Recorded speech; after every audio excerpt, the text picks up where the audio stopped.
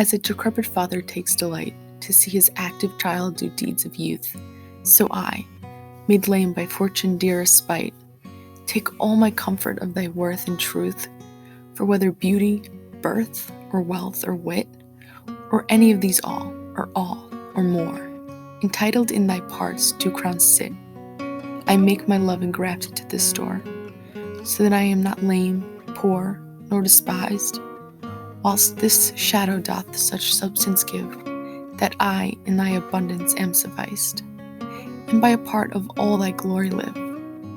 Look what is best, that best I wish in thee, this wish I have, then 10 times happy me. Shakespeare's 37th sonnet is told from the point of view of a father, old in age, talking to his child. It sounds almost like a prayer or a promise to the child. He talks about how he is old and weary, but he is okay with that, because though his body may be worn down, he lives for the youth of his child.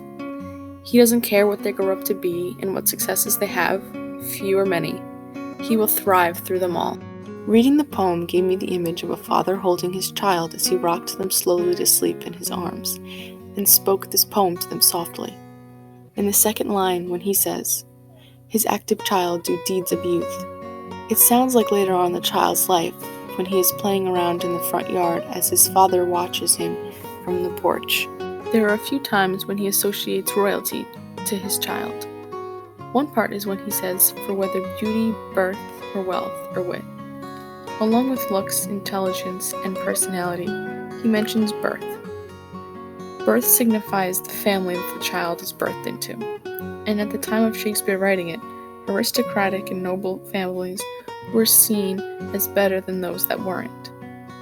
But he also says, entitled in thy parts do crowns sit, which is another way of saying that no matter what traits the child acquires, whether all or none, their father will always think of them as royal.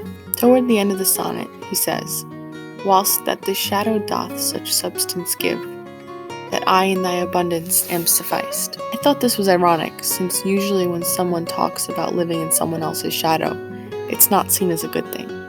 But this father doesn't mind living in the shadow of his child.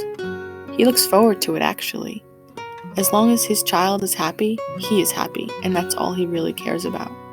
He says exactly this in his last 2 lines. Look what is best, the best I wish in thee. This wish I have, then 10 times happy me.